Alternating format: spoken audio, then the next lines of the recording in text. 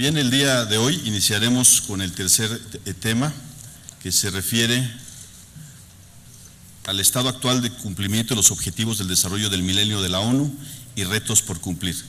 Tenemos como ponente mexicano al diputado Martín de Jesús Vázquez Villanueva y por la parte europea la diputada Teresa Jiménez Becerril.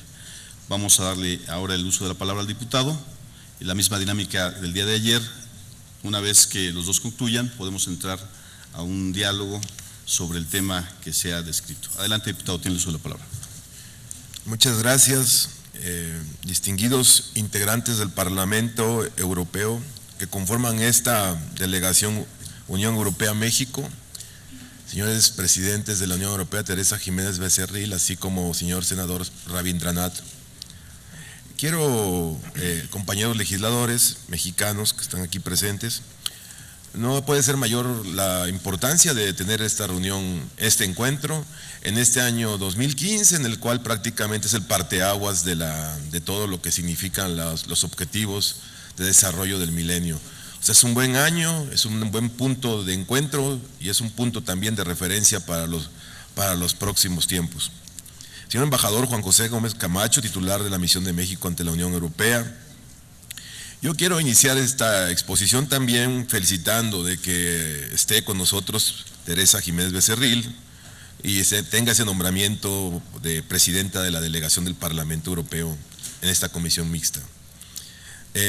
Y también en el segundo día de trabajo, también reitero esta bienvenida a todos ustedes, aquí en la sede del Senado de la República, a todos los integrantes, nuevos rostros, nuevas personalidades que nos acompañan y que siga grata la presencia aquí en México.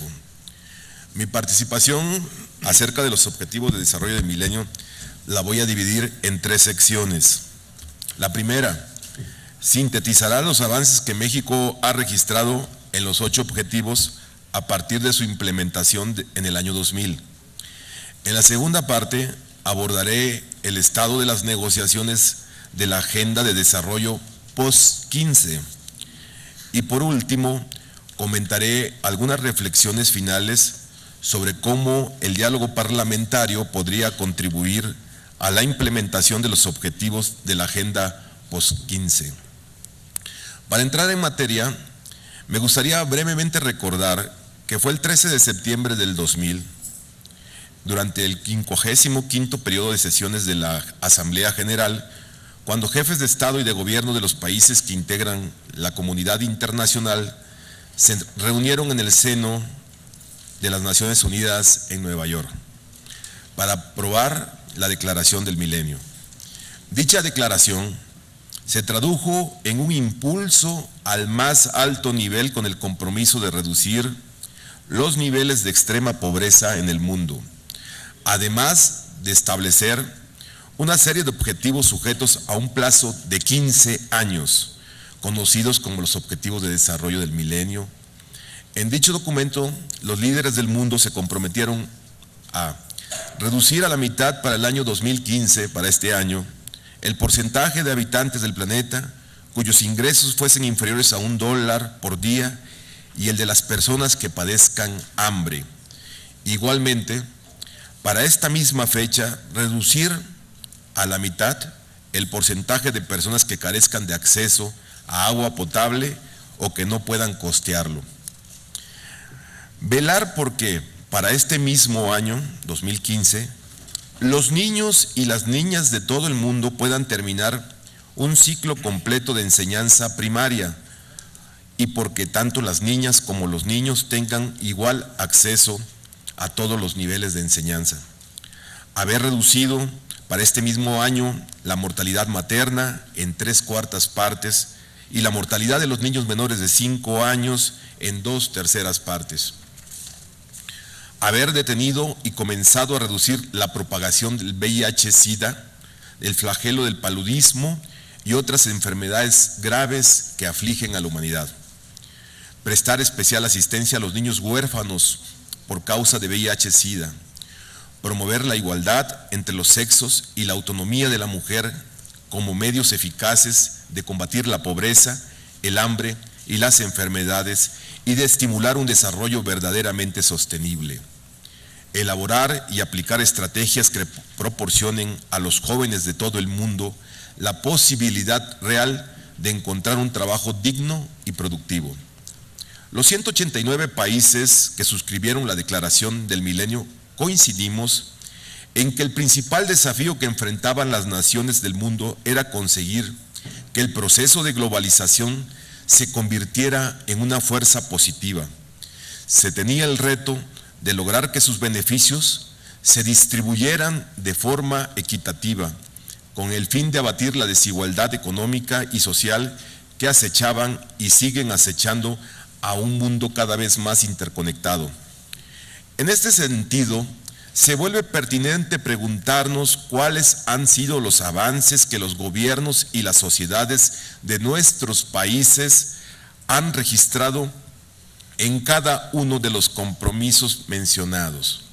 En el caso de México, con el firme compromiso de alcanzar los objetivos de desarrollo en el plazo indicado, nuestro país se dio a la tarea de generar los indicadores de la lista oficial de la ONU aplicables para México, en un esfuerzo conjunto entre autoridades, organizaciones de la sociedad civil, instituciones académicas y representantes de las principales organizaciones multilaterales enfocadas al desarrollo. En el plano institucional, en el marco de la Ley General, el Sistema Nacional de Información Estadística y Geografía, la Junta de la ONU y 11 que fueron reformulados para adaptarlos a la información disponible en México. Se observó que en México 38 indicadores ya se han cumplido, que es el 74.5%. 5 están avanzando favorablemente y se espera cumplirlos para este mismo año, sería 9.8%. 5 registran un proceso insuficiente, 2 se encuentran en una situación de progreso estancado o deterioro, y para un indicador no se dispone de información temporal suficiente para realizar una valoración de su evolución. Para el año 2012 se realizó un balance que fue altamente positivo, en el cual 84.3% de los indicadores tenían ya una alta probabilidad de cumplirse para este 2015. A manera de ejemplo, y por razones de tiempo, voy a mencionar la situación actual de objetivos 1 y 2, que consisten en erradicar la pobreza extrema y el hambre, y lograr la enseñanza primaria universal respectivamente. Con relación al primer objetivo, el monitoreo de su cumplimiento tuvo lugar a partir de 9 indicadores, de los cuales México ha cumplido 8 y 1 registra progreso insuficiente, la tasa de crecimiento del PIB por persona ocupada. Uno de los indicadores más importantes asociados a la medición de este objetivo es de reducir a la mitad entre 1990 y 2015 la proporción de la población con ingresos inferiores a $1.25 diarios por persona, asumido como el ingreso mínimo necesario para adquirir una canasta de bienes indispensables. Al respecto, se puede observar que el indicador mostraba en 1989 que el 9.3% de la población se encontraba percibiendo menos de esa cantidad, cifra que disminuyó al 4.0% para 2012, con lo cual la meta se cumplió con 3 años de anticipación. En cuanto al segundo objetivo, de lograr la enseñanza primaria universal, se observa que 4 de los 5 indicadores de referencia han sido cumplidos y uno más será cumplido durante este año 2015. Los indicadores demuestran que México avanza en el camino correcto para lograr una enseñanza primaria para toda la población. Se ha conseguido una tasa neta de matriculación universal.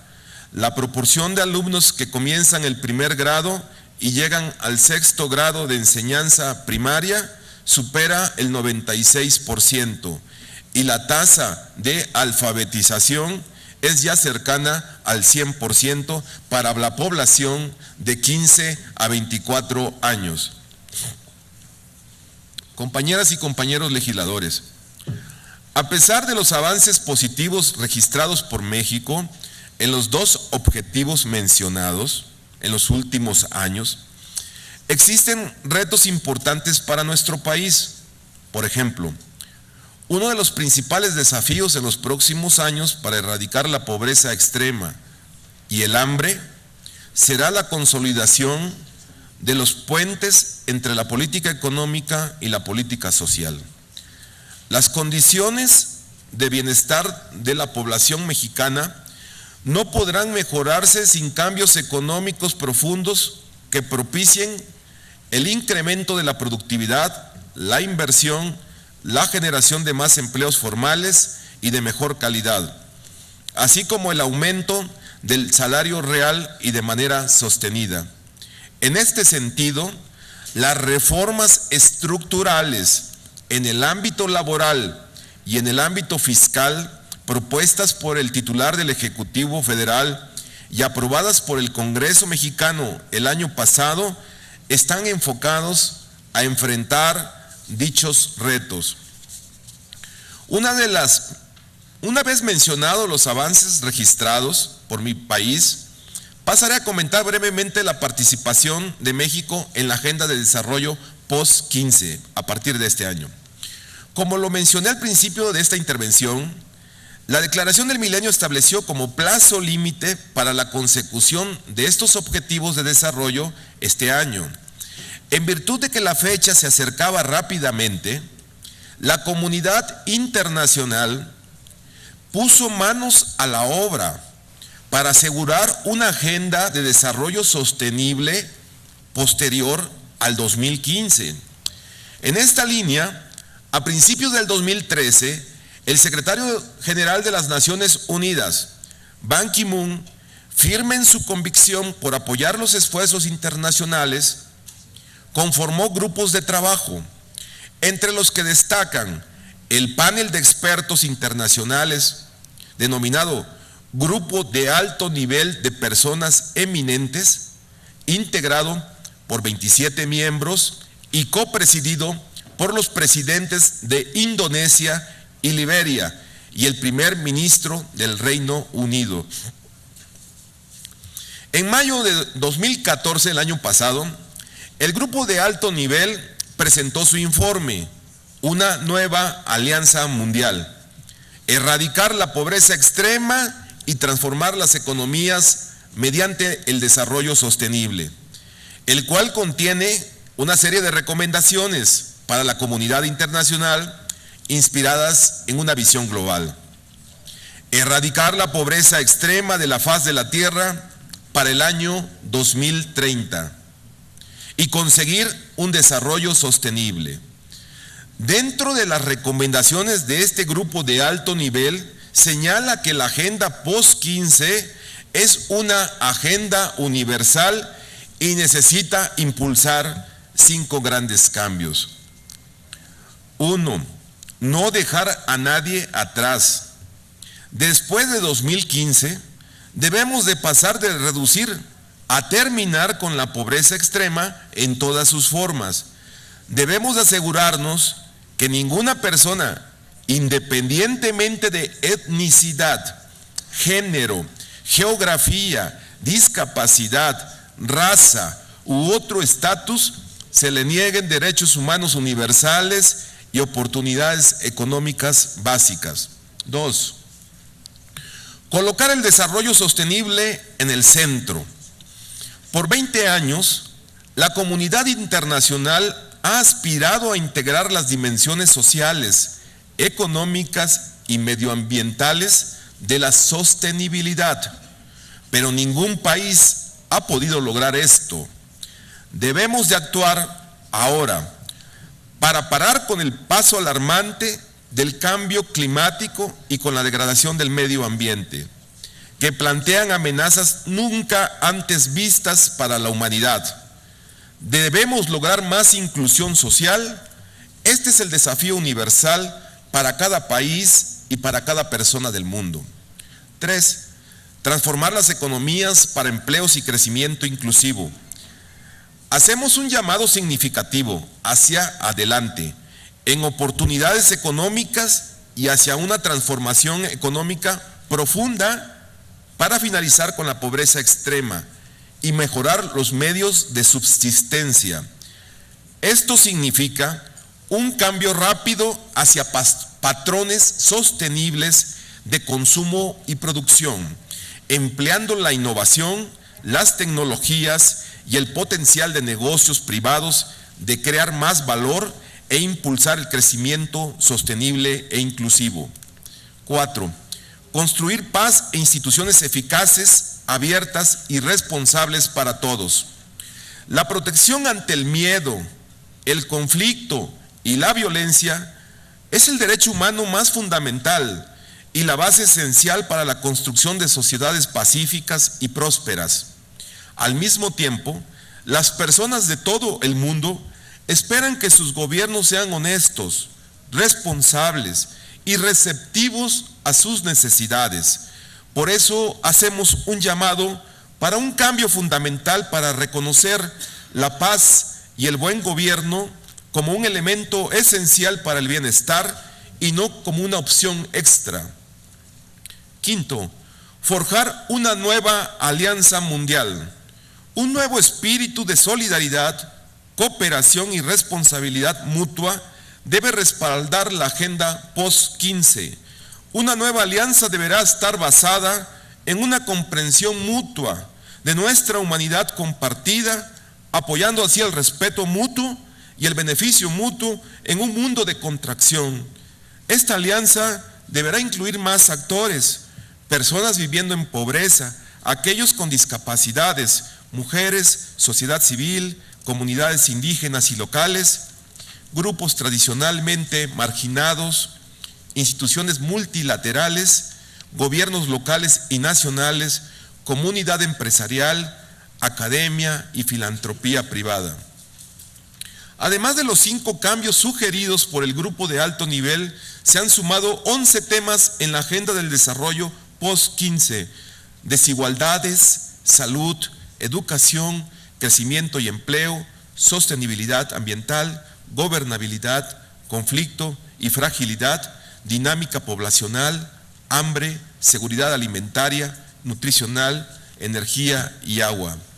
Por su parte, México ha buscado consolidar su liderazgo en el ámbito multilateral a través de una participación activa en la definición de la agenda de desarrollo posterior al 2015. De acuerdo con la Secretaría de Relaciones Exteriores, México ha promovido la adopción de una perspectiva global para la inclusión económica y social como eje de la nueva agenda de desarrollo. Dicha perspectiva busca garantizar que los nuevos objetivos de desarrollo del milenio sean verdaderamente incluyentes en aras de reducir las brechas de pobreza y desigualdad, atendiendo transversalmente las necesidades de todos los grupos que viven en condiciones de vulnerabilidad. Compañeras y compañeros legisladores, a manera de conclusión, quiero hacer mención que los objetivos de desarrollo del milenio han constituido un hito en los esfuerzos de desarrollo mundiales y nacionales. El marco de los objetivos ha contribuido a galvanizar los esfuerzos de desarrollo, orientar las prioridades mundiales y nacionales y promover una cultura de rendición de cuentas basada en la supervisión y en la evaluación. Al mismo tiempo, los progresos hacia la consecución de estos objetivos han sido desiguales, tanto entre los 8 objetivos como entre las regiones y entre los países. Nosotros, como representantes de nuestras sociedades, estamos llamados a apoyar en la renovación de los esfuerzos sobre la base de una alianza mundial revitalizada para el desarrollo, con el fin de concebir un nuevo marco para el periodo posterior al 2015, aprovechando la experiencia adquirida y las lecciones aprendidas con relación a estos años con los objetivos de desarrollo milenio. Como reflexión final, además de poder aportar nuestro grano de arena, la Agenda de Desarrollo Post-15 es una oportunidad para trabajar de manera conjunta con distintos actores en la discusión, planeación de políticas públicas encaminadas a la implementación de los objetivos de desarrollo posterior al 2015. Y no cabe duda que la Unión Europea es también en este rubro un aliado fundamental. No es casualidad que para la Unión Europea el año 2015 sea el año del desarrollo. Muchas gracias por su tiempo y atención.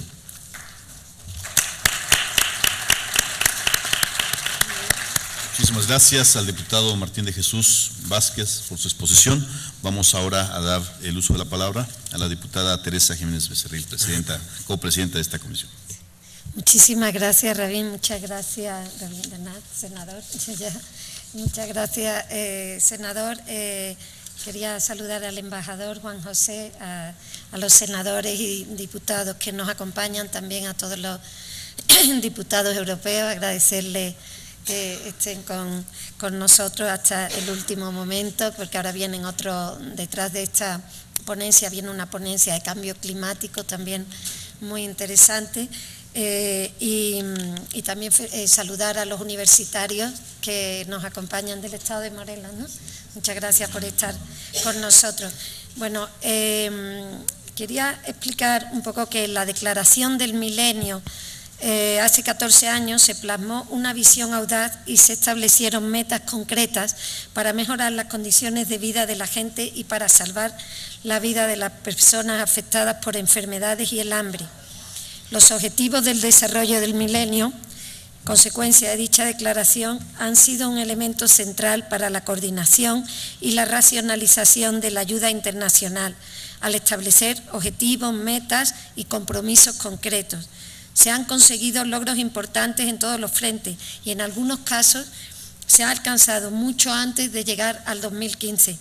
Todos los involucrados deberán intensificar sus esfuerzos y concentrarlos en las áreas en las que estos avances no han sido tan rápidos. Millones de vidas de personas han mejorado gracias a los esfuerzos mundiales, regionales, nacionales y locales para llegar a alcanzar estos objetivos del milenio. Yo personalmente creo que quien inventó esa fórmula de los objetivos del milenio fue muy acertado, porque hasta entonces se hablaba mucho de desarrollo, pero no había como una meta compartida a nivel internacional de objetivos, y le dio una manera muy clara para poder contabilizarlo y para poder contabilizar los avances. Por eso ahora tenemos los 17 puntos, que también es muy importante para ver cómo se van alcanzando. Si la tendencia continúa, el mundo superará las metas de estos objetivos del milenio, por ejemplo, sobre la malaria, la tuberculosis y el acceso al tratamiento del SIDA.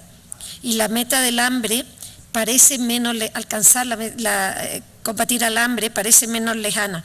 Otros objetivos como el acceso a las tecnologías, la reducción de aranceles medios, alivio de la deuda o la creciente participación política de las mujeres muestran también progreso. En los últimos 20 años, la probabilidad de que un niño muera antes de los 5 años casi se ha reducido a la mitad, lo que significa alrededor de 17.000 niños salvados todos los días. A nivel mundial, la tasa de mortalidad materna se redujo un 45% entre 1990 y 2013. Entre 2000 y 2012 se estima que 3 millones de muertes por malaria se evitaron debido a la expansión sustancial de las intervenciones contra la malaria. Desde 1925, los esfuerzos para luchar contra la tuberculosis han salvado 22 millones de vidas. En los datos señalados hablamos de avances, pero no podemos estar contentos porque aún hay mucho por hacer y no tenemos las soluciones definitivas. Por tanto, hay que seguir trabajando. Además, a la hora de la revisión de la nueva agenda, es preciso tener presente los cambios que se han producido en el mundo durante estos años de vigencia de los objetivos del milenio y los que se van a producir de aquí al 2030. Por ejemplo, hoy hay 1.000 millones más de habitantes en el planeta que en el año 2000 y la población aumentará otros 1.000 millones de aquí al 2030. En 30 años, por tanto, se estima que habrá 2.000 millones de personas más en el planeta, de las cuales 750 millones serán mayores de 65 años. En 2020 será por primera vez en la historia donde habrá más mayores de 65 años que niños menores de 5.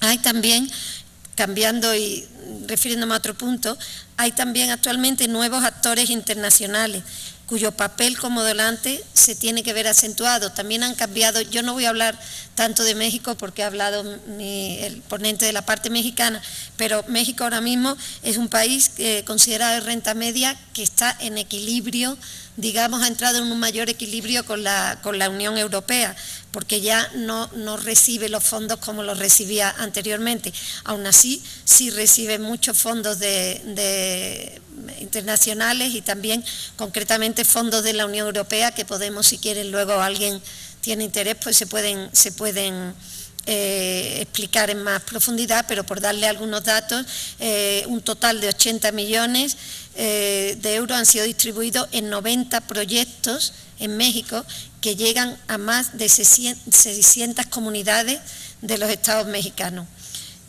Pues se han usado pues, en cohesión social, en competitividad de pymes, en derechos humanos, en convocatoria para la sociedad civil, en fin, y luego temas de programas temáticos según migración, medio ambiente, derechos sociales, también en ciencia, en cooperación, ayuda humanitaria. Eso respecto a México. Y otra cosa que hemos observado es que los niveles de desigualdad se están acentuando. Antes eran más entre norte y sur, hablo de la comunidad internacional, y ahora se están acentuando dentro de los países, ¿no?, los niveles de desigualdad. Por ejemplo, un dato, el 1% del consumo global procede de 1.200 millones de personas en situación de pobreza, mientras que el 72% del consumo global procede de los 1.000 millones con más recursos del planeta. El 70% de las personas en situación de pobreza del mundo viven actualmente en países de renta media y no en países de renta baja. El refuerzo, por ejemplo, es muy importante el refuerzo del papel de la mujer en la sociedad. Yo escucho que sí, que ha habido avances, pero por ejemplo a mí me desespera o me indigna la situación de las niñas. Por ejemplo, en el caso cuando mira a muchísimos países africanos, ellos saben, nuestros colegas, que nosotros hemos hecho muchas resoluciones sobre mutilación genital, sobre matrimonio forzado, y todas esto compete a las niñas. O sea, las niñas hay muchísimos países, también en países no solo en África, pero también en muchos otros países de todos los 5 continentes, donde son las niñas las que llevan la peor parte, son las niñas las que no tienen, las que si hay que elegir en mandar un niño a la escuela o una niña, si la familia es pobre, mandan al niño, ya sin hablar incluso de si tienen un trozo de carne, ¿quién se lo come? Porque tiene que estar más fuerte o porque... Y por supuesto, con 13 años pueden ir a trabajar a casa cuando no son obligadas a casarse, jovencísimas. Por lo tanto, yo tengo mucho, en mi trabajo en el Parlamento, estoy especialmente comprometida con todas las organizaciones ONG que trabajan en pro de mejorar la educación de las niñas y la vida de las niñas. Bueno, volviendo a También creo que es muy importante, el mundo se enfrenta también a un gran reto que es los efectos del cambio climático. Yo no me voy a detener porque luego tendremos la ponencia de la diputada Meissner, pero siguiendo os diré que la Unión Europea participa activamente en el debate post-2015 a través de varios canales directos e indirectos. También con la comunicación Una vida digna para todos, sienta las bases de la posición de la Unión Europea en relación con la agenda posterior a 2015. En dicha comunicación se aboga por resolver cuestiones de relevancia mundial, como la pobreza, la salud, la seguridad alimentaria, la educación, la igualdad de género, el agua, el acceso al agua y el saneamiento, la energía sostenible, el trabajo digno, el crecimiento integrador y sostenible, la desigualdad, el consumo y la producción sostenible, la biodiversidad o la degradación de la tierra, los mares y los océanos. También se afirma que el nuevo marco deberá basarse en los derechos humanos y contemplar la justicia, la igualdad y la equidad, la buena gobernanza, la democracia y el Estado de Derecho, las sociedades pacíficas y la no violencia. Este último punto, reflejado en el objetivo 16 de la lista provisional sugerida por el secretario Ban Ki-moon, es un elemento importante para la Unión Europea. A nuestro juicio, la clave sigue siendo una apuesta por la gobernanza, por instituciones más fuertes y por el funcionamiento transparente de los gobiernos. El Parlamento Europeo se ha implicado mucho para conseguir un programa ambicioso al respecto. Ya en una resolución del 2013 sobre objetivos del desarrollo del milenio, el Parlamento abogó por un marco global e integrado, con un número de objetivos más reducido, que incorporan cuestiones de desarrollo como sostenibilidad. Se hizo hincapié en la necesidad de que el marco de desarrollo, después del 2015, tuviera un enfoque basado en los derechos humanos, que abarcara los derechos sociales y económicos, incluyendo derechos civiles y políticos relacionados con la paz, la seguridad y el derecho al desarrollo. Con un nuevo informe, esta legislatura hemos aprobado no hace mucho, mis compañeros lo saben, un informe sobre el marco mundial para el desarrollo posterior al 2015 del diputado croata Davor Stier. Con este informe quisimos contribuir a definir una posición coherente y consecuente por parte de todos los Estados miembros de la Unión y de la propia Unión Europea. El Consejo de Asuntos Exteriores aprobó en diciembre de 2014 unas conclusiones en las que se ponen los principios de la Unión Europea y las principales líneas de su estrategia de negociación. El Consejo apuesta por una agenda ambiciosa que vaya directamente dirigida a atajar las causas estructurales de la pobreza, la desigualdad, el cambio climático y la degradación medioambiental. Y ya para terminar, terminaría porque quiero también dejar la palabra a mis compañeros y a los diputados y senadores mexicanos, diría resumiendo que reconocemos todos que existe un avance general de reducción de pobreza extrema, de acceso al agua potable, el acceso de los menores a las escuelas primarias, reducción en la desigualdad de género y hay una mayor participación política de las mujeres. Pero a pesar de todo no podemos declararnos satisfechos porque sigue existiendo muchísima pobreza, epidemias continuas, falta de educación. Por ello tenemos que seguir cooperando y les garantizo que dentro de esta comisión mixta México-Estado y México-Unión Europea seguiremos trabajando en estos ámbitos, intercambiando experiencias y mejores prácticas para poder mejorar. Desde aquí también queremos, y lo hemos reflejado en nuestra declaración conjunta, queremos hacer un llamado a la comunidad internacional para que podamos alcanzar juntos estos objetivos, 17 objetivos que se han señalado del milenio. Pues muchísimas gracias a todos. Muchísimas gracias a la diputada Teresa Jiménez Becerril por su exposición y ahora pasamos a la participación de los compañeros y compañeras parlamentarias. Quien quiera hacer uso, Francisca Keller en primera instancia, tiene el uso de la palabra, diputada. Thank you very much to both our rapporteurs for your excellent presentations. I have a couple of questions. Tengo dos preguntas, quizás al componente mexicano.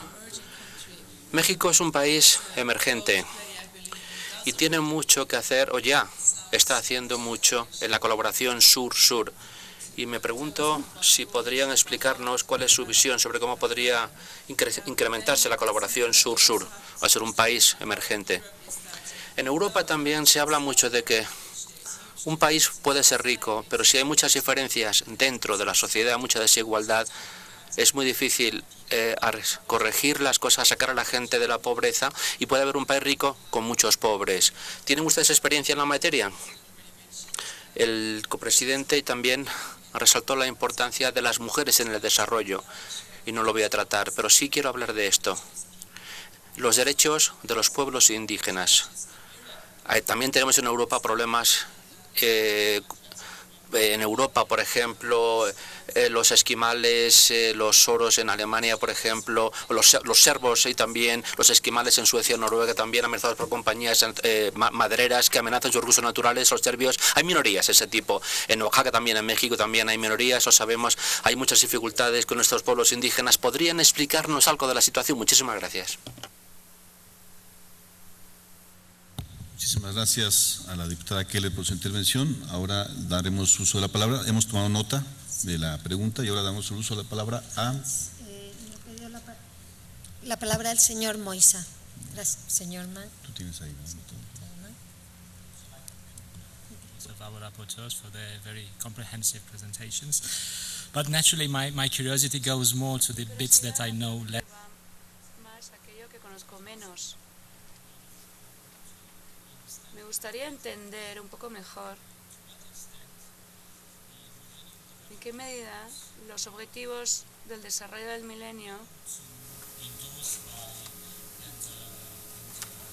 han estado difundidos y apoyados y aplicados en diferentes objetivos políticos por parte de las autoridades locales, porque el desarrollo, aunque sea una política nacional económica fundamental, el desarrollo se realiza a nivel local y las clases más avanzadas locales tienen que apalancar ese proceso, tienen que asumir ese proceso y convertirlo en políticas suyas.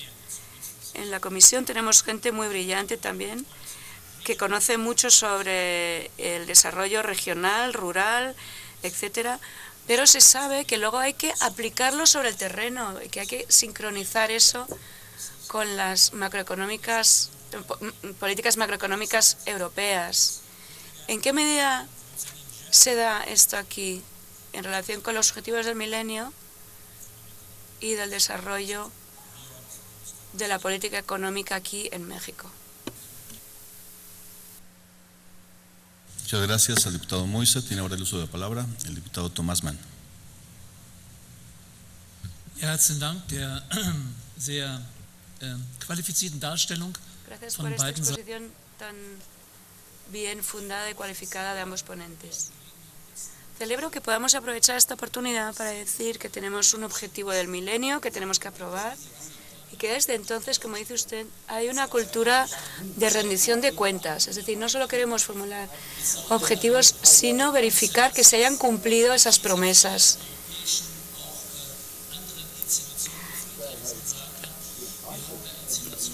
A muchos europeos les desencanta ver que la realidad va a la zaga frente a las promesas verbales de muchas resoluciones. Me interesa sobre todo el problema de la educación primaria, porque existe no solo el hambre por el alimento, sino el hambre por la educación y la formación y la participación ciudadana. Si hay posibilidades de formación, existe la posibilidad de matizar y diferenciar. Mi colega ha insistido con razón en que los proyectos deben poder ser transponibles en la realidad local. Mi pregunta va un poco dirigida a que en Europa tenemos la cultura del partenariado con organizaciones no gubernamentales y con la sociedad civil. Muchas veces son grupos que no aceptan siempre el progreso supuestamente conseguido. Y a veces no solemos estar de acuerdo con esa crítica permanente de ONGs, pero la necesitamos. Les necesitamos porque son los que están a pie del cañón viendo los intereses de los grupos de destinatarios de esa ayuda y que conocen muy bien ese grupo de ciudadanía. Entonces, mi pregunta es, ¿en qué medida se organizan las cosas en México tratando de invitar a posta a parte de la ciudadanía, por ejemplo, en grandes manifestaciones o grandes eventos? Porque no basta con encomendarle una tarea a un mandatario y luego esperar que las cosas se hagan solas sobre el terreno. A veces tenemos que ser más militantes, ser más activos. Cuando la gente tiene la sensación de que les tomamos en serio, de que queremos que sus intereses se den a conocer, ese engranaje tan importante entre el estrato institucional y el estrato de la vivencia de a pie se consigue consagrar mejor, porque paso a paso, con la confianza de la labor práctica, se avanza mejor. Me interesaría saber entonces qué se hace en términos concretos de esta vivencia concreta en México. Tiene la palabra la señora Meissner, la diputada Meissner. Gracias a los dos relatores. Mi pregunta será muy breve. En Europa hay un cambio demográfico. La población envejece y hay poca población. No pasa esto en México, pero tienen la misma diferenciación que en Europa. Hay grandes ciudades, urbes como el DF y luego zonas rurales.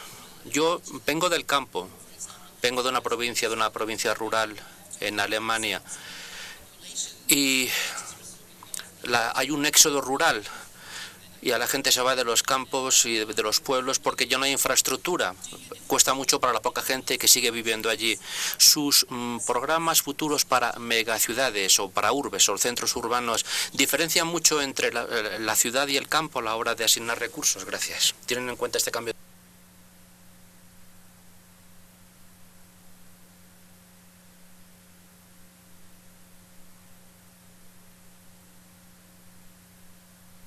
Bueno, todas las intervenciones giran en torno a cómo mi país enfrenta la consecución de esos objetivos, cómo nos hemos organizado, cómo contextualizar.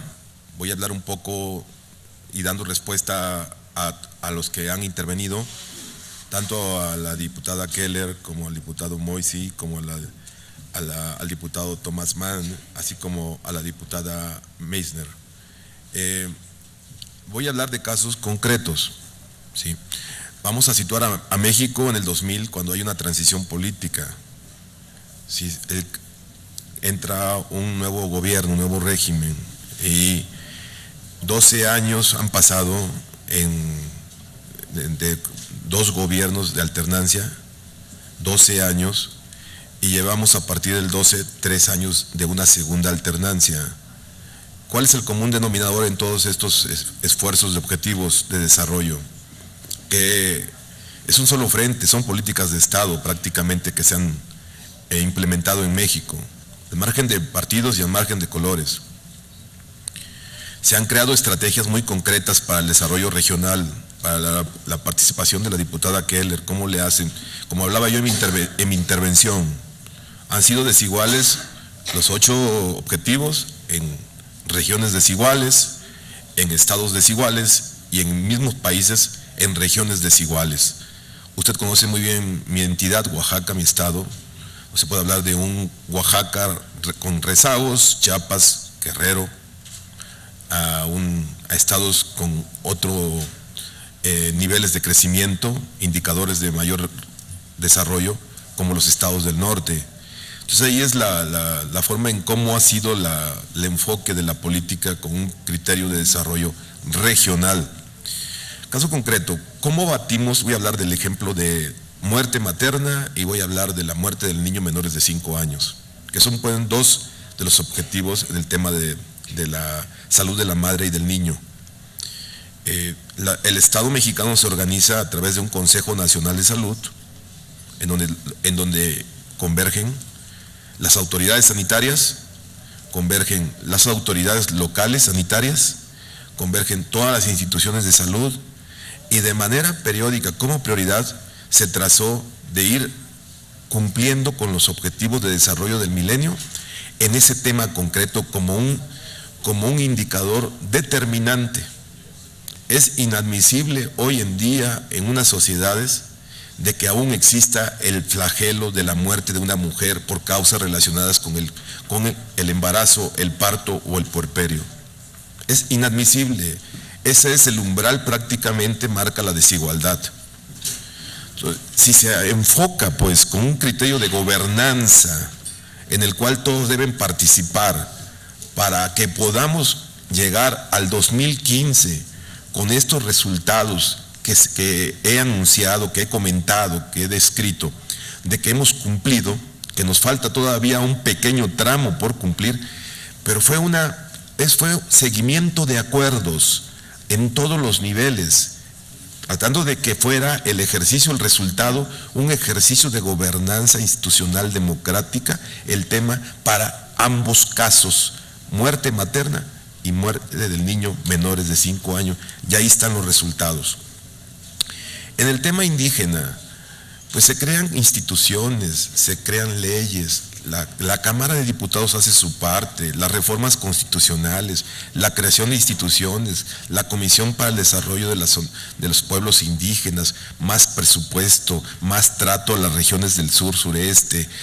Ahora en este gobierno se crea para comprender y para tratar el tema del desarrollo en mi región, pues se crea una figura que responde a que no pueden tratarse los problemas complejos de la misma forma, tienen que tratarse con medidas inteligentes, novedosas, innovadoras, institucionales y de políticas públicas.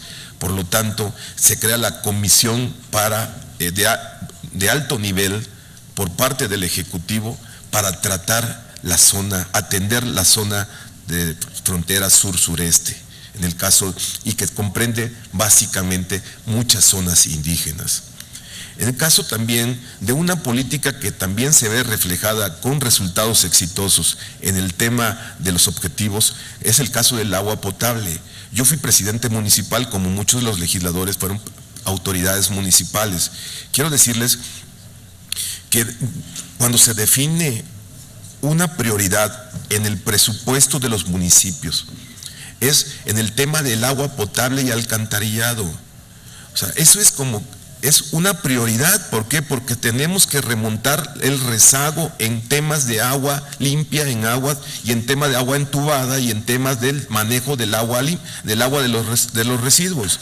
Entonces, el alcalde o la autoridad que le dedica ese esfuerzo, la prioridad, tiene presupuestos para eso, y se eliminan en las prioridades otras acciones presupuestales que no tengan esa prioridad que tenga que ver con el agua. Entonces, esto también se ve de que en municipios, en estados, en comunidades indígenas, vemos cómo ha ido creciendo la inversión para ese concepto, y eso se ha visto reflejado también en los números.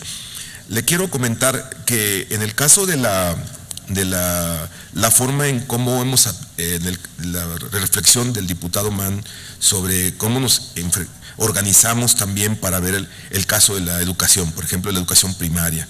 ¿Sí? Si bien es cierto, hemos cumplido, ya vamos alcanzando, como lo mencioné también, hemos alcanzado que a nivel primaria hemos cubierto ese objetivo. La matrícula también, las tasas de alfabetización, lo hemos hecho, pero también ha sido un gran esfuerzo de comprensión y reconocimiento a la problemática educativa que sin duda también para estados como el mío, para la zona región sur-sureste, es diametralmente distinta a lo que pasa con otros estados. La manera de enfocar esos problemas, que ustedes seguramente lo han visto, tiene que ver también cómo nos organizamos, cómo tuvimos que ver con las reformas estructurales, cómo tuvimos que ver con la reforma educativa, cómo ha sido el tratar de hacer de la evaluación educativa, hacer del registro confiable, hacer del tema de la calidad una de las prioridades de los gobiernos. Entonces, nosotros estamos haciendo eso y estamos ahorita tratando de cambiar la narrativa, de cambiar de que es la educación ligada únicamente a los temas gremiales del maestro o de la maestra, a cambiarlo de que en un momento dado tiene que ser la prioridad protegida por la educación, por la Constitución, el tema de la calidad de la educación para los niños y niñas de mi país. O sea, tenemos que remontar pues ese rezago a partir de la comprensión de que uno de los grandes problemas de mi país hoy en día sin duda es remontar la calidad educativa, y por eso emprendimos una de las reformas estructurales que tiene que ver con la educación. Muchísimas gracias al diputado Martín. Vamos a darle uso de la palabra a nuestro embajador, que me ha pedido el uso también. Adelante, embajador Gómez Camacho. Gracias, señor copresidente.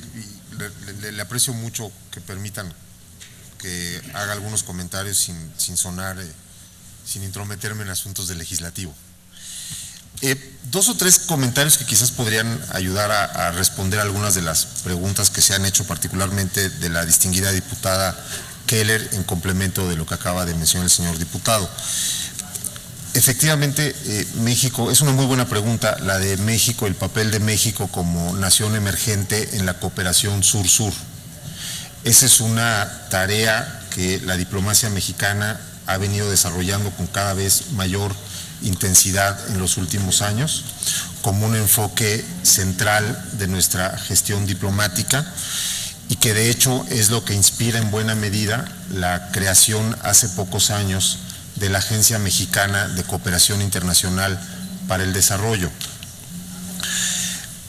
Un muy buen ejemplo de este esfuerzo de cooperación sur-sur en temas de desarrollo es, por ejemplo, y solamente lo cito a manera de eso, de ejemplo, el caso del Coneval, y que les va a ayudar a ustedes también a entender algunas de las cosas que se han explicado.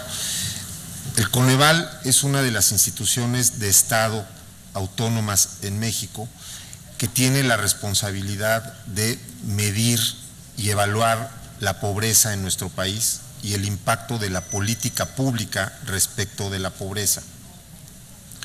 De hecho, las estadísticas que hoy utiliza y la metodología que hoy utiliza el PNUD para medir la calidad de vida y la pobreza en el mundo se originaron precisamente en México, en el Coneval. La forma en que, si ustedes ven la forma en que se mide la pobreza en muchas partes del mundo, esta simplemente se circunscribe a medirla en función del ingreso.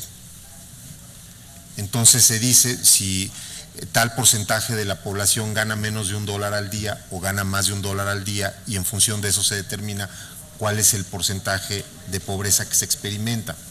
Sin embargo, en México, a través del Coneval, la forma de medir la pobreza es a través de una metodología muy sofisticada que mide una serie de indicadores muy sofisticados de la forma y la calidad de vida de los mexicanos.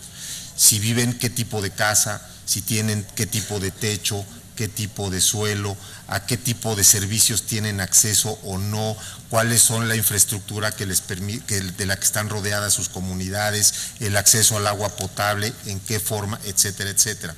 Y eso le da al gobierno mexicano, a las autoridades que hacen la política pública social, una radiografía extraordinariamente sofisticada y precisa sobre la realidad de la pobreza en nuestro país y cómo dirigir la política pública. Regreso al caso de la cooperación sur-sur. Es muy difícil combatir la pobreza si no y determinar la política pública si no se puede medir.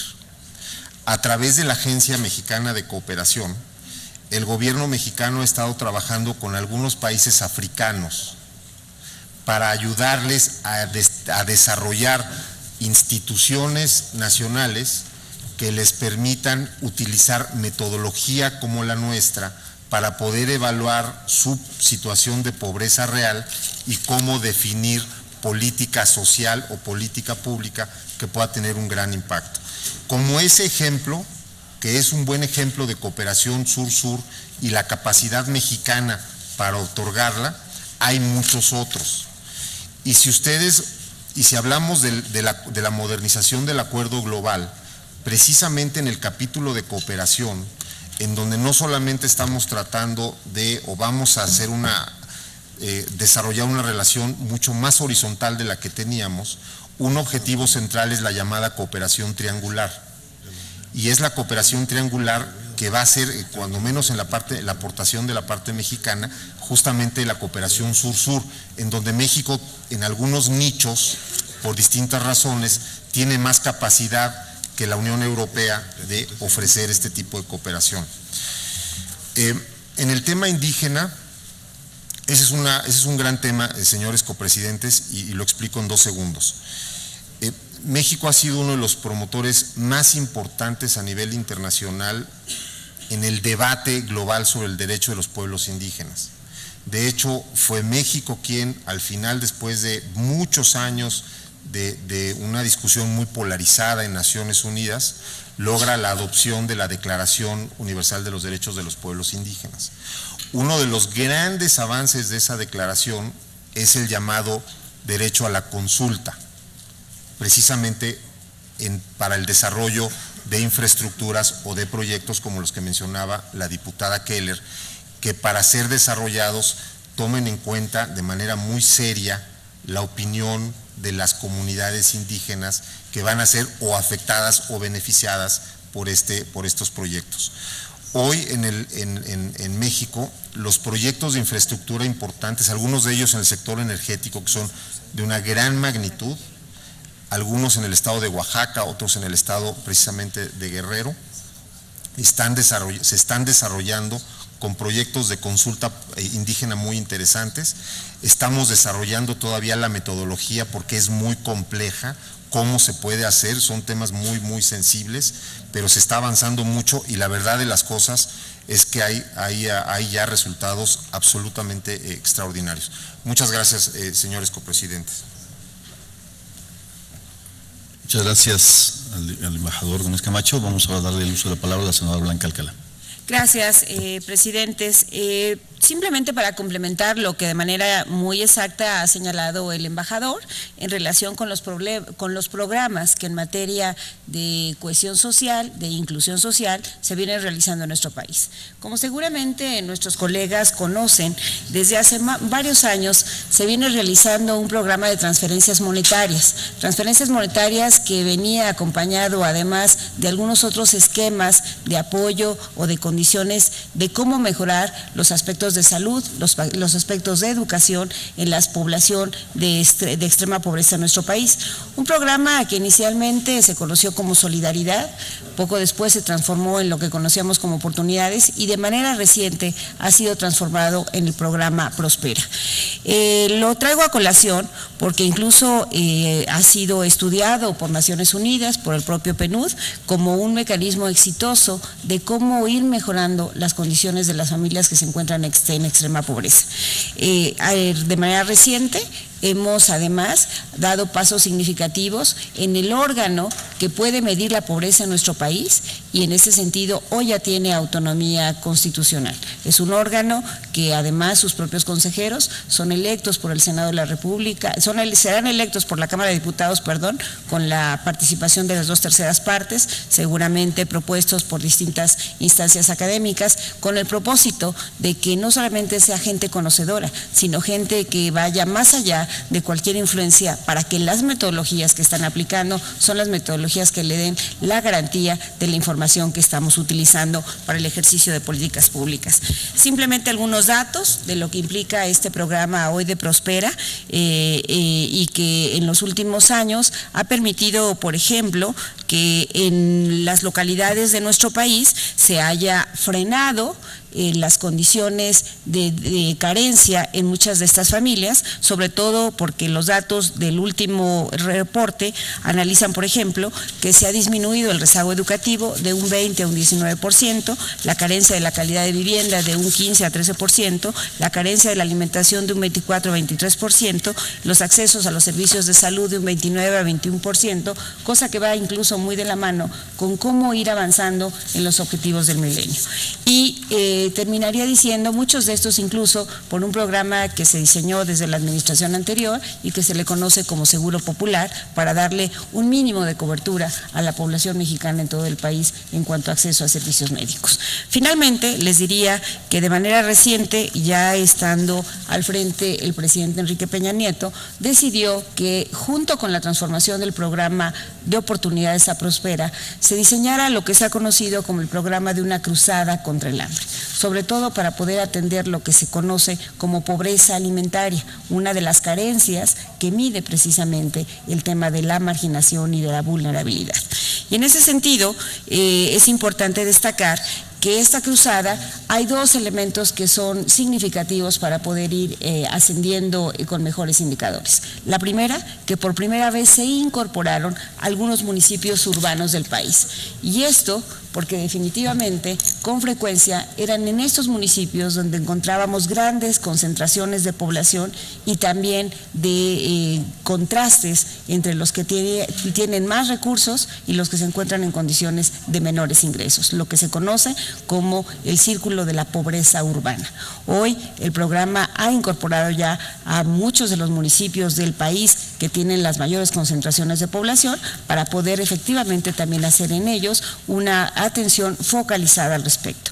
Y segundo, se está buscando que no se quede solo en el tema de transferencia monetaria, sino que vaya de la mano con todo un andamiaje de transversal, de proyectos productivos, de capacitación para el trabajo, que permita efectivamente, como dirían pues en el argot popular, no solamente dar el pescado, sino enseñar a pescar.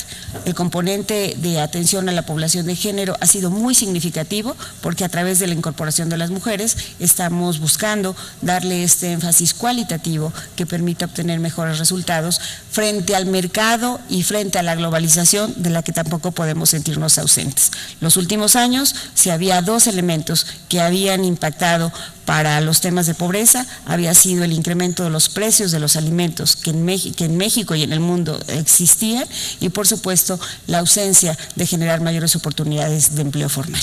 Estos eran algunos datos que me gustaría compartir con ustedes.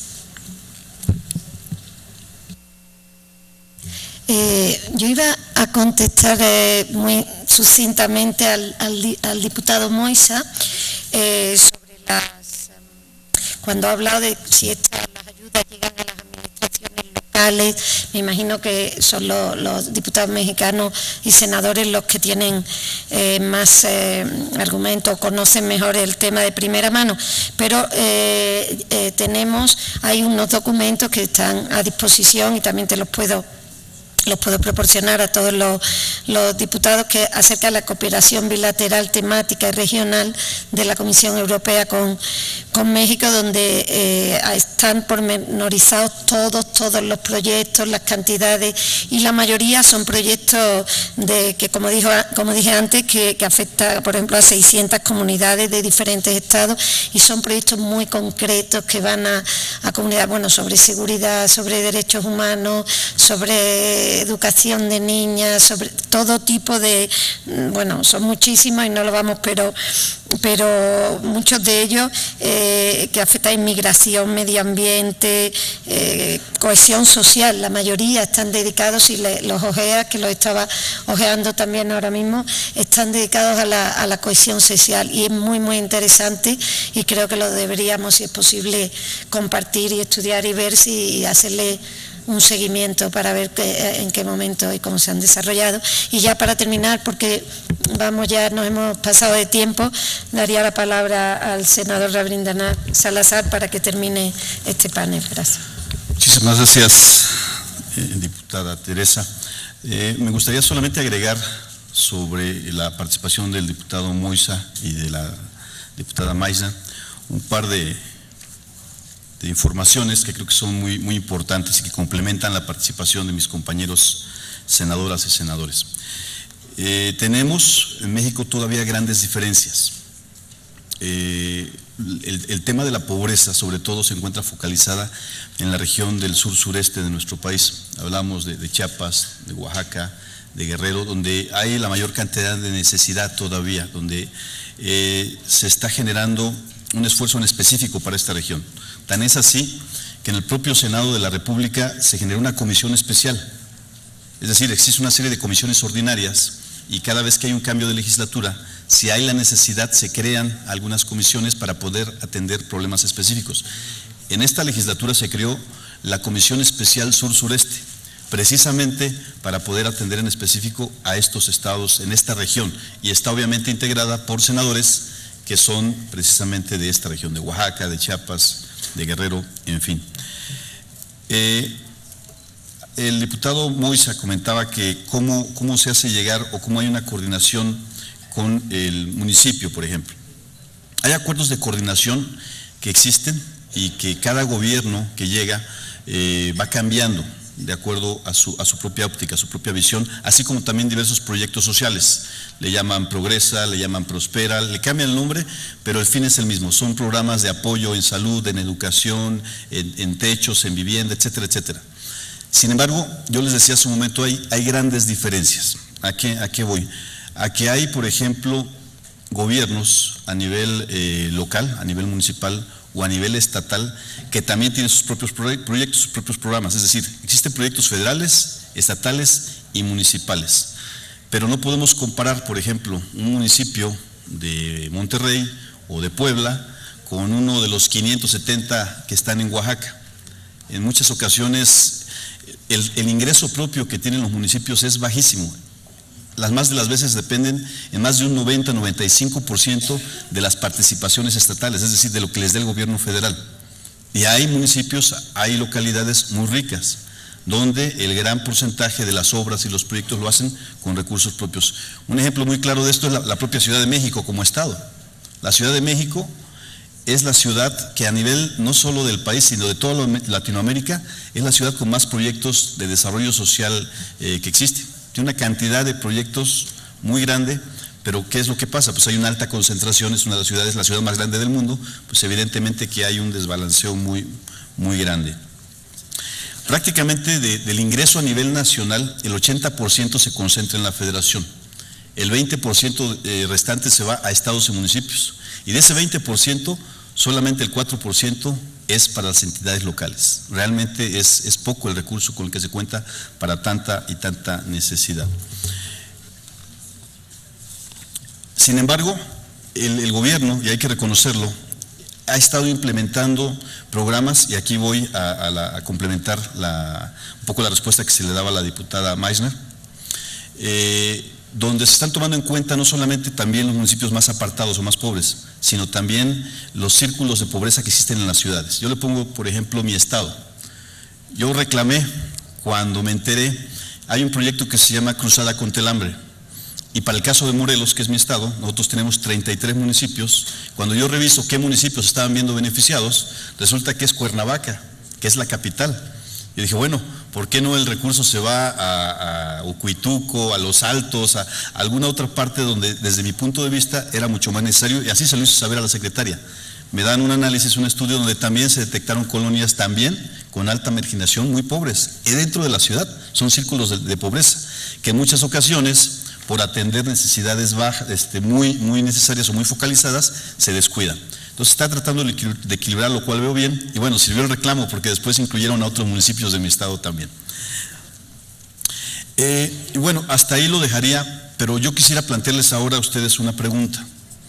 Si bien es cierto que hemos reconocido, y yo creo que no solamente en México, a nivel mundial, que la Unión Europea es un gran ejemplo de integración, de solidaridad, de paz, etcétera, donde hay libre tránsito de personas, libre tránsito de mercancías, etcétera. Yo tengo ahora esta duda, ¿cómo le hacen? Porque también hay que decirlo, el día de ayer se comentaba, hay, por ejemplo, con el tema de la crisis, que está focalizada, que sabemos que países como Portugal, como Italia, como España, como obviamente Grecia, el caso más emblemático en este momento, pues están con problemas graves, y hay países fuertes que están apoyando de alguna manera, Alemania, por ejemplo, ¿no? Pero, ¿cómo le hacen para, por ejemplo, en el caso de los puntos del milenio, para que se vayan cumpliendo? Supongo yo, y esa es la pregunta, hay un organismo que da vigilancia a los avances. ¿Cómo se organizan para poder hacer que estos países con problemas de crisis puedan salir? ¿Cómo le hacen? Ayer se platicaba del fenómeno de la migración, que también es gravísimo lo que está aconteciendo en alguna región de Europa. ¿Cómo le hacen para poder ustedes combatir también estos problemas, que son problemas, lo decíamos también, mundiales, que son problemas globales? Todos los problemas que estamos tocando, de una u otra manera nos pegan.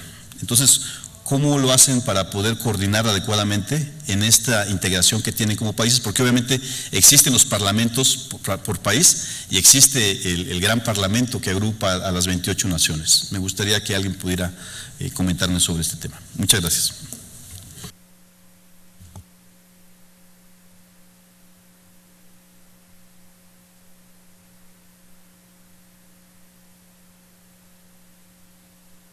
Si alguien quisiera explicar. Sí, está refiriéndose si alguien quiere. Danut. Ella empieza. Yeah, we start. Okay, please. And in this case, maybe I encourage my colleagues to say, because as you mentioned, we are. Voy a alentar a mis colegas a que también intervengan, porque como ya saben ustedes, somos de diferentes países y no es fácil comprometer a 28 países cuando sabemos que tenemos un país menos desarrollado y uno nada desarrollado. Le voy a contar el caso un poco de mi país, que es Polonia. Polonia no ha sufrido tanto la crisis. ¿Y por qué?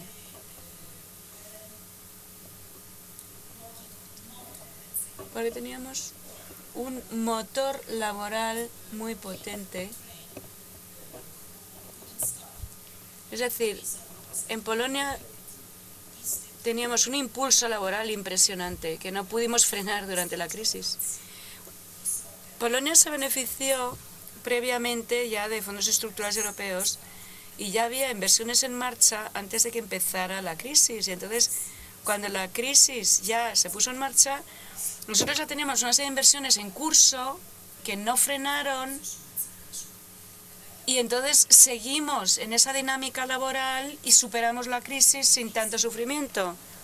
Hace pocas semanas he leído que no todo tipo de autoridad local en Europa conoce nuestra estrategia europea para el año 2020, que supuestamente ellos mismos tienen que aplicar a nivel local.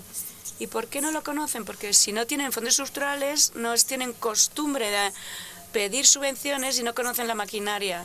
Mientras que en Polonia todos los municipios sabían que se podían pedir ayudas de fondos estructurales cuando cumplían ciertas metas y objetivos de prioridad y que entre la subvención por un lado y el esfuerzo propio por otro se podían sacar cosas adelante. A través de los exámenes de la Comisión y los propios exámenes de la situación en Polonia hemos visto cómo, a través de esa conciencia de todos los municipios polacos de cómo aplicar esas ayudas, todo el mundo se había movilizado. A veces se reservaba solo el 7% del presupuesto para las inversiones, que el 7% para capital de inversión no es nada, pero a través de las ayudas de los fondos europeos se podía mejorar el grado de inversión y hacer que subiera el 7% de inversión a un 30% de inversión, con lo cual ya apalancaba mucho más. Muchas gracias. Muchísimas gracias, diputado. Diputado Thomas Mann.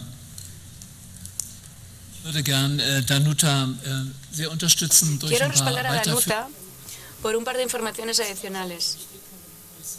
A nosotros nos ha sido siempre muy importante que la Unión Europea, tal como se llama, aunque esté unida, no sea centralista y monolítica. Los Estados miembros mantienen su identidad, pero muchas medidas ya no pueden resolverse en los Estados miembros cada uno en solitario, como la lucha contra la pobreza.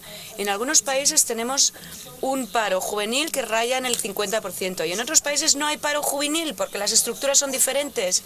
¿Cómo conseguimos entonces expresar solidaridad? Soy uno de los que piden más Europa, no menos Europa, pero no una Europa centralista, sino medidas que vayan penetrando en los diferentes Estados miembros y que no clasifiquen diciendo el Estado A es rico, no se le da nada, el Estado B es pobre, se le da todo. No, para que se module mejor esa diversidad entre diferentes regiones, para que se vaya ubicando mejor dónde hay más problemas estructurales y cómo pueden ayudarse unos a otros. En la Comisión de Asuntos Sociales y Empleo tratamos constantemente estas cuestiones. Sabemos que la lucha contra la pobreza es posible a nivel concreto, que hay que ayudar a los jóvenes a que tengan una formación educativa y profesional que en algunos de Estados miembros hasta ahora no era posible porque había problemas en el sistema educativo en algunos. Puedo decir que ahora en Europa, como última novedad, tenemos 6.000 millones de euros asignados a una iniciativa para el empleo juvenil. ¿Y qué Estados miembros lo han usado, ese sobre financiero, y cuáles no? Esos son ayudas que se entregan a título de cofinanciación cuando el Estado miembro que recibe la ayuda luego pone otro tanto de su parte, pero si algunos Estados miembros tienen problemas estructurales y no están dispuestos a poner el tanto propio, no reciben nunca la contraparte europea. En algunos países esa garantía para la juventud cala mejor y no queremos tirar el dinero por la ventana, sino asegurar que cuando sea el dinero llegue a los destinatarios correctos y se audite bien el uso financiero de esos créditos y que se vea el resultado positivo. Y una vez prospere una zona, ya no hay por qué estar inyectando subvenciones. Creo, podría explicarle así por qué queremos trabajar a nivel europeo. Muchísimas gracias por sus amables respuestas. Pasaremos ahora a la siguiente mesa. Estamos sobre el tiempo. Perdón. ¿Alguna intervención más sobre el tema? Adelante, diputada. Y posteriormente a su intervención pasaríamos ya al siguiente tema para ir ajustando tiempos. Adelante, por favor, diputada. Pues lo voy a hacer también en alemán, porque ya tienen todos ustedes el auricular, por tanto aprovecho. Breve complemento. Efectivamente, México es un Estado con estructura federal. La Unión Europea tiene 28 Estados miembros. Y a lo mejor lo puedo decir con un poco de ligereza, pero mientras no teníamos crisis en Europa, la gente estaba bastante satisfecha en los diferentes Estados miembros de la Unión Europea. También nuestro sistema de financiación no les cocía a nadie. El presupuesto de la Unión Europea no es tan impresionante. Dinero no tiene tanto. Todos pagan algo, todos sacan algo, los ricos pagan más y sacan menos. Eso era al principio y hasta ahora funcionaba bien. El presupuesto incluso es inferior al presupuesto nacional del Estado alemán, pero ahora el problema es que en tiempos de crisis ahí se ponen las cosas más difíciles. Todos los Estados nacionales empiezan a sufrir esa crisis porque empiezan a replegarse en ideas nacionales. Y aún así en el Parlamento Europeo estamos convencidos de que es mejor generar un pensamiento más europeo y no replegado menos europeo, porque es el mejor camino para hacer que progrese Europa para nuestras futuras generaciones. Es decir, es un equilibrio difícil. Los parlamentarios nacionales siempre pensarán de forma diferente a nosotros eurodiputados, porque los parlamentarios nacionales piensan, no, yo soy diputado alemán, yo tengo que velar por mi ciudadano alemán, y les interesa menos desde la perspectiva alemana lo que diga la gente griega, por ejemplo, ¿no? Es un problema que tratamos de solucionar eternamente, ¿no? Muchísimas gracias por su respuesta. Por eso es tan apasionante lo que han logrado como comunidad europea, por esa diversidad de lenguas, diversidad de credos, de culturas, etcétera, pero la integración que llevan al momento y que es su fortaleza. Muchas gracias por sus respuestas y bueno, pasaremos ahora al siguiente tema. Muchísimas gracias, diputado, y les pediría a la senadora Gabriela, si es tan amable de acompañarnos, por la parte mexicana, y a la diputada Maisna, para hablar sobre el cambio climático, diagnóstico del resultado de la COP20 en Lima y perspectivas para la COP21 que se realizará en el 2015 en París. Para este tema le pedimos a la diputada Teresa, si es tan amable de llevar la mesa, por favor.